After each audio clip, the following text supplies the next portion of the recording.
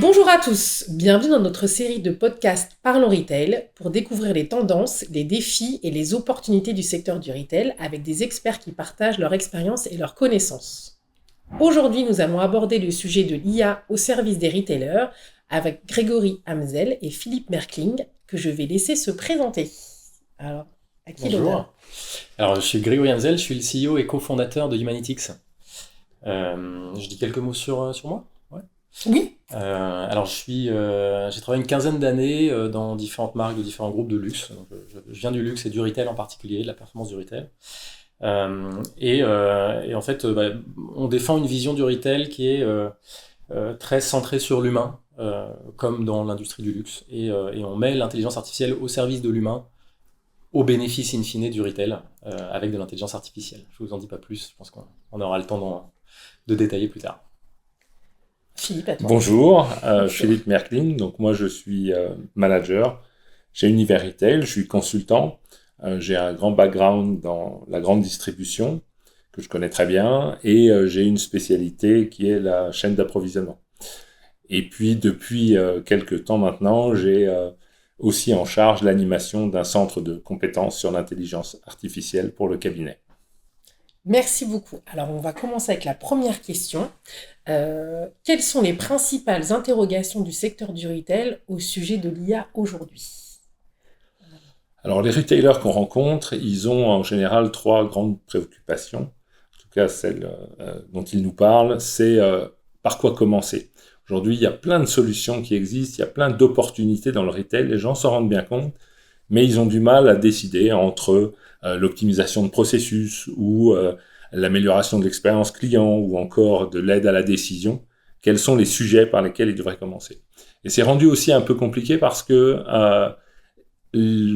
valoriser l'apport de valeur que va avoir leur projet d'IA est pas forcément aussi facile à trouver a priori. Et enfin, une autre préoccupation qui sort souvent, c'est l'impact éthique ou légal ou encore sur l'emploi, par exemple, de l'intelligence artificielle est important à leurs yeux. Ouais, effectivement, c'est des questions qu'on entend pas mal aussi. Moi, j'en ajouterais deux. La première, c'est il y a souvent une grosse question de est-ce que j'ai la bonne data ? C'est-à-dire que le secteur a intégré que pour faire tourner des réseaux de neurones, il fallait des volumes de data importants et puis de la bonne qualité de data. Donc ça, c'est quelque chose qui est vraiment intégré, donc c'est une question qui arrive assez vite. Est-ce que ma data va être suffisante en qualité, en quantité ? Et une autre question qu'on entend beaucoup, c'est quel va être l'impact en termes de charge sur l'IT ? Alors je ne sais pas si c'est lié à notre solution ou notre contexte qui est assez innovant et du coup qui n'était pas forcément anticipé ou budgété par nos interlocuteurs.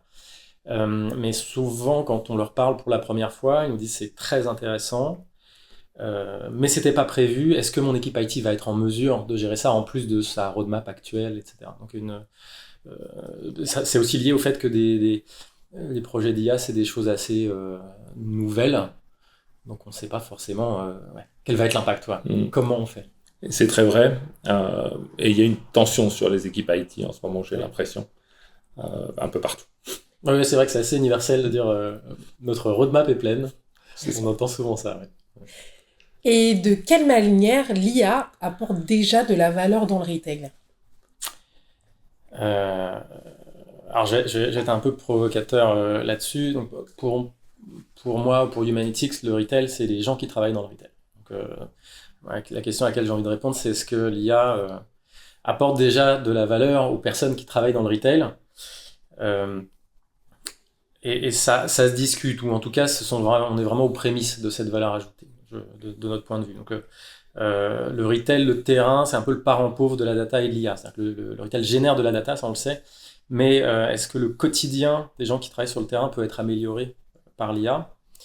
Voilà, ça c'est encore assez nouveau. Pour moi, le sujet principal, c'est celui de l'empowerment des équipes. Donc, comment on les aide à mieux faire leur métier, être plus performants dans leur métier. Comment on les aide à être débarrassés de tâches qui peuvent être faites par de l'IA et du coup, ils ont plus de temps pour se concentrer sur l'essentiel. Voilà, donc ça c'est Pour moi, c'est le sujet que le retail doit craquer en termes d'IA dans les mois et les années à venir, et c'est là-dessus qu'on est concentré avec Humantix. Donc en synthèse, ça commence tout juste, quoi, de mon point de vue.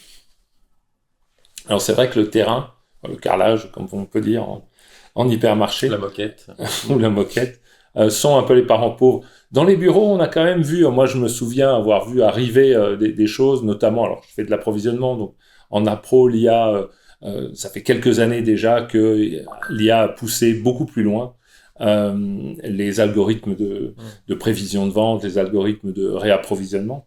De la même manière, l'IA comme aide à la décision pour optimiser des assortiments arrive aussi. Aujourd'hui, on a pas mal d'entreprises qui sélectionnent leur assortiment avec des algorithmes d'IA. Et puis, la dernière chose qu'on voit arriver maintenant de plus en plus avec l'IA générative, c'est tout ce qui est robot conversationnel, beaucoup plus fluide que ceux qu'on pouvait connaître avec des arbres de décision plus simples. Peut-être dans les sujets périphériques au retail, mais qui apportent de la valeur au retail, il y a peut-être l'aspect clienteling, aussi CRM, du bon ciblage des clients, quand est-ce qu'on va les recontacter, de quoi on va leur parler, c'est des choses qui sont aussi en place et où l'IA a un rôle à jouer en termes de ciblage ou de prédiction. C'est vrai, CRM marketing est aussi pas mal augmenté avec l'intelligence artificielle. Mais c'est pas le retail. Mais c'est pas le retail. C'est pas que le retail. Ouais. Et en quoi un projet d'IA n'est pas un projet comme les autres?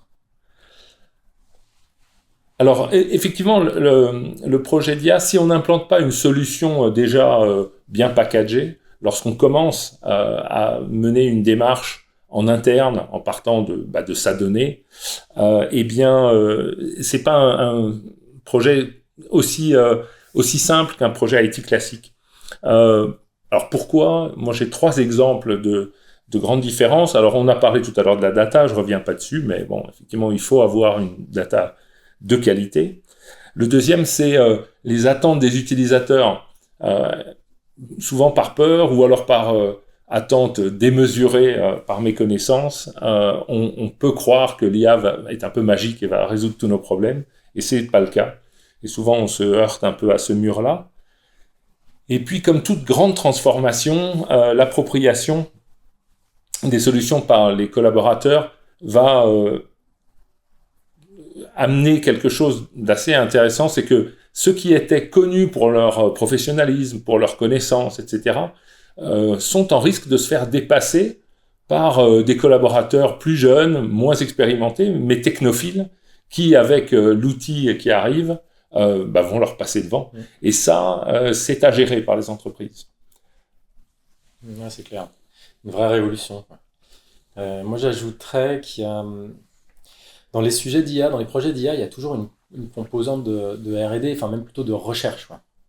Donc les sociétés qui fournissent des solutions, donc comme le cas d'Humanitix, on a des PhD, on a des chercheurs dans l'équipe, parce que en fait, une fois qu'on a un modèle qui fonctionne très bien pour un client, sur un business model, avec une typologie de données, ne serait-ce que de changer de pays ou de changer de client, ça peut avoir un impact sur une nécessité d'adapter le modèle, de le reparamétrer, de l'affiner, etc., voire plus. Et donc, nous, ce qu'on voit, c'est qu'il y a une vraie composante de recherche scientifique dans tout nouveau projet d'IA. Alors, effectivement, quand c'est à faire en interne, déjà, le métier de chercheur, c'est un métier en soi, donc on n'a pas toujours des chercheurs dans toutes les entreprises. C'est aussi pour ça que notre posture est de dire on développe en interne, et c'est de notre côté, c'est chez le fournisseur de solutions que sont les équipes de recherche qui permettent de faire l'adaptation. Donc il y a une grosse composante d'incertitude dans les projets d'IA en général, mais incertitude qui peut être réduite quand on fait appel à des solutions éprouvées qui ont cette capacité d'adaptation et de recherche en interne, ou avec des partenaires qui ont ce savoir-faire et qui savent, comme vous chez Numéritel, qui savent anticiper ce qui peut être différent et les points d'attention sur ce sujet de recherche scientifique, recherche de data science. Alors c'est vrai que les grands retailers qu'on connaît ont en général monter des équipes de data analytics, de data science en interne. C'est vrai que des plus petites entreprises auront tout intérêt à se tourner vers des entreprises qui peuvent développer de l'IA à façon avec leurs problèmes. Et bon, voilà, maintenant, il faut les trouver. Alors, je sais que à Montréal, où j'étais récemment, il y en a beaucoup qui se sont développés. J'imagine qu'à Paris, c'est pareil. Et il y a aussi un sujet sur les grands comptes. Nous, on s'adresse plutôt à des grands comptes, à des réseaux de points de vente assez importants. Et donc, nos clients ont souvent des équipes IA en interne et un mix de chercheurs qui savent faire la R&D et de développeurs qui savent passer en production, industrialiser tout ça. Mais la phase de maturité qui arrive bientôt, hein, je pense, sur ces sujets d'IA, j'espère, finalement pose la question du make or buy là-dessus. Et qu'il y a probablement des features que nous on offre qui peuvent être développées en interne. Et là, du coup, va se poser la question de la roadmap, quoi. À quel point la roadmap de ces équipes-là est déjà chargée, même en imaginant qu'ils aient la capacité à le faire. Donc même donc pour les plus petits, je suis entièrement d'accord. C'est la meilleure solution, c'est être bien accompagné et choisir la bonne solution. Et pour les plus grands, il y a quand même cette question du make or buy. Heureusement pour nous. Et Grégory, peux-tu nous expliquer comment Humanitix met à profit l'IA pour aider les retailers, justement? Ouais, avec plaisir. Déjà, le problème qu'on résout, c'est un problème opérationnel sur le terrain du retail. C'est-à-dire que la performance d'une boutique va fortement dépendre de la capacité des équipes opérationnelles sur le terrain à comprendre ce qui se passe, savoir ce qui se passe. Et aujourd'hui, ça passe par l'analyse de leurs données, de leurs ventes, de leurs KPI, et à passer de cette compréhension-là à un plan d'action opérationnel concret qui va lui aller chercher de la performance. Et en fait, ce processus-là, qui est en théorie en place chez tous les retailers, il est en réalité souvent dysfonctionnant.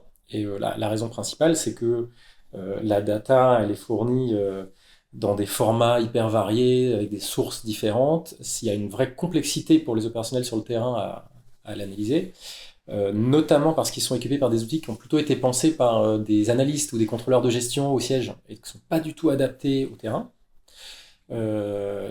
Premièrement, parce que les équipes de terrain, elles n'ont pas beaucoup de temps assis derrière un ordinateur pour analyser des ventes. En tout cas, c'est pas ce qu'on souhaite. On préférait qu'elles soient sur le floor, sur le carrelage ou la moquette ou le parquet, face à leurs clients, avec leur équipe de vente. Et même au-delà de ça, si elles en avaient le temps, il y a un sujet d'expertise. Être analyste, c'est un métier et c'est pas forcément la priorité chez des personnels sur le terrain. Voilà. Ça, c'est le problème qu'on résout. Comment on le fait ? Avec un ensemble d'algorithmes qui mettent en œuvre de l'intelligence artificielle, qui vont analyser l'ensemble des ventes du réseau et faire parler cette data pour identifier des opportunités de performance, donc des décalages de performance entre une boutique et des boutiques qui lui ressemblent dans le réseau de l'enseigne. Si ces opportunités sont suffisamment significatives en potentiel de chiffre d'affaires, on va notifier la personne concernée, lui apporter un petit complément d'info pour que le diagnostic soit immédiat, simple, limpide, sans effort, surtout sans effort, et que cette personne puisse décider des actions qu'elle va prendre immédiatement pour aller chercher cette performance additionnelle. Voilà, donc notre outil, c'est un ensemble d'algos et une interface utilisateur pour tenir toute cette promesse-là. Mais la question, c'était comment on met à profit l'IA, donc finalement, où se trouve l'IA là-dedans ? Alors, on a comme associé cofondateur chez Humanitix un chercheur du CNRS qui est un vieux de la vieille de l'IA qui met à profit l'IA dans son travail de recherche et qui enseigne l'intelligence artificielle. Et sa posture, c'est de surtout pas utiliser l'IA quand c'est pas nécessaire. C'est assez sain en fait, parce que ça permet d'être en maîtrise des traitements de données qu'on fait, en explication, en compréhension de ce qu'on fait. Sauf que de temps en temps, on est face à un problème où là, un réseau de neurones va faire le travail mieux qu'un algorithme déterministe. Et donc c'est dans ces cas-là qu'on va l'utiliser. Et donc ça peut intervenir sur de la classification des boutiques, identifier les boutiques qui se ressemblent, sur du profilage de clients, sur du profilage d'équipes de vente aussi. On a des conseillers clients qui ont des compétences différentes, des profils de performance différents. Identifier ça, ça ouvre la porte à faire des recommandations à chaque vendeur, adaptées à son contexte, à ses performances, à son départ, etc. Et puis il y a aussi tout ce qui est prédiction temporelle. Donc bien prédire le trafic, bien prédire le chiffre d'affaires par heure pour chaque point de vente, donne une capacité de pilotage hyper fin en temps réel sur le terrain. Donc là aussi c'est de l'IA, ce sont des modèles d'IA qui font ce travail-là. Très bien. Et Philippe, comment Univeritel accompagne aujourd'hui les retailers sur le sujet de l'IA? Alors nous, on a mis en place un certain nombre de choses. La première, c'est un cycle de formation cette année pour nos consultants qui va se prolonger l'année prochaine. Un cycle de formation sur l'intelligence artificielle. Alors on a un module sur l'IA, qu'est-ce que c'est, comment ça fonctionne. Un module sur l'impact de l'IA dans la société, sur les réglementations aussi, ce qui est important. Et puis le dernier module qui est comment conduire un projet d'IA. Donc cet aspect formation démarre, a commencé déjà chez nous. La deuxième chose qu'on fait, c'est qu'on va à la rencontre, justement on apprend à l'extérieur, on va à la rencontre des éditeurs qui proposent des solutions d'IA, comme celle de Grégory, pour justement comprendre, voir la valeur ajoutée, et puis pouvoir aussi guider un peu nos clients parmi les différentes solutions qu'il y a sur le marché pour résoudre certains problèmes qu'ils peuvent rencontrer. Et enfin, on démarre également un cycle de formation sur l'IA générative, mais cette fois-ci pour le consultant. Comment est-ce que les nouvelles IA qui existent comme ChatGPT par exemple ou Copilot vont pouvoir nous aider à faire notre travail plus vite ou mieux. Merci. Et pour clôturer ce podcast, je terminerai avec cette question. Selon vous, quelle est l'application d'IA qui va révolutionner notre quotidien? Alors, je commence. Philippe, je te laisse répondre. Alors, je viens d'en parler. Pour moi, ChatGPT me bluffe toujours. Et pas seulement pour les résultats qu'elle peut produire, mais surtout, ce qui m'étonne toujours, c'est sa capacité à comprendre ce que je lui demande sans que j'ai eu besoin de coder. Je lui parle comme je parle à n'importe qui. Et elle me donne des réponses qui sont tout à fait pertinentes souvent. Et c'est ça me bluffe. Ça me bluffe beaucoup. Ouais, c'est clair. Entièrement d'accord. Alors, puisque Philippe prend le point de vue de l'utilisateur, de l'expérience utilisateur, moi je vais prendre le point de vue plus technique. Moi j'ai l'impression il faut bien surveiller ce qui va se passer du côté de la prédiction temporelle avec des nouveaux types de modèles. Donc ce qu'il y a derrière ChatGPT et Copilot, c'est des LLM, des Large Language Models, et les modèles de fondation de ces outils-là, c'est des modèles qui savent de manière brillante trouver le prochain mot dans une phrase qui est déjà commencée. C'est ça le travail de base, la brique élémentaire pour faire tourner ces modèles-là. Et en fait, ça c'est quelque chose qui peut se transposer sur la prédiction d'une donnée quantitative, donc prédire la température qu'il va le faire dans le quart d'heure prochain, l'heure prochaine, le jour prochain, etc. par exemple, sur la base de tout ce qu'on sait du passé et de tous les facteurs qui peuvent influencer, etc. Et donc il y a des modèles qui ne sont pas des LLM comme Large Language, mais qui sont des LMTS, Large Model for Time Series, qui ont aussi cette capacité, quand on leur donne une série de chiffres assez courtes, de trouver la suite la plus crédible, logique, évidente, etc., comme s'ils continuaient la phrase.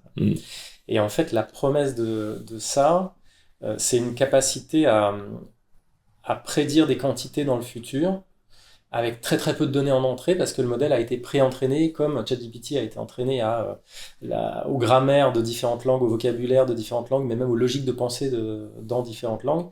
Là, ce modèle-là, il a été entraîné à poursuivre une série de chiffres, que ça soit des cours de bourse, que ça soit de la météo, que ça soit du trafic piéton dans un magasin, etc. Alors, donc ça, c'est la partie technique. Qu'est-ce qu'on peut en attendre dans le retail ? Aujourd'hui, quand on est un retailer avec des volumétries assez faibles, on n'est pas très bien positionné pour prédire la suite. C'est difficile quand on a peu de volume de trafic de faire une belle prédiction de trafic pour le lendemain, la semaine, etc. Pareil, prédire le chiffre d'affaires qu'on devrait réaliser si tout se passe comme prévu, etc. Et donc cette volumétrie d'entrée est un facteur limitant. Et avec ces modèles-là, c'est un facteur limitant qui devrait disparaître. Donc ça veut dire que tout le monde dans l'industrie, alors c'est pas très B2C, ce que je dis, c'est plutôt du B2B, en particulier l'industrie du retail, tout le monde devrait être capable de prédire de manière efficace ce qui va se passer pour son enseigne, pour son point de vente à court, moyen terme, même si la donnée historique est peu granulaire, peu volumique, etc. Ça, je pense que ça peut être un game changer en termes de business assez énorme. Et dernièrement, Google a fait un communiqué de presse indiquant ses performances de prédiction météorologique qui apparemment dépasseraient en qualité tous les modèles physiques existants qui se basent sur de la modélisation physique des flux d'air et de la mer, des échanges avec la mer, etc. Et eux sont pas du tout dans cette modélisation physique, ils sont dans ces dernières heures, on a observé telle température, telle pression à tous ces endroits-là, donc ce qui va se passer ensuite, c'est ça. Et en fait, ça marche quasiment mieux. Alors, je sais pas si les météorologues seraient d'accord avec ce constat. En tout cas, Google le dit et c'est assez prometteur. Mais en tout cas, les approvisionneurs peuvent en attendre beaucoup parce que, justement, l'approvisionnement impacté par la météo et l'approvisionnement des nouveautés aussi, sur lesquelles on a peu d'historique, c'est toujours quelque chose qui pose des problèmes aux entreprises pour savoir combien commander. Et avec des modèles comme ça, on pourra aller beaucoup plus loin. On sera peut-être mieux aidé qu'aujourd'hui. Exactement. Eh bien, merci Grégory, merci Philippe d'avoir pris le temps de répondre à mes questions. Et je vous donne rendez-vous prochainement pour un nouveau numéro de Parlons Retail. Merci. Avec plaisir. Merci.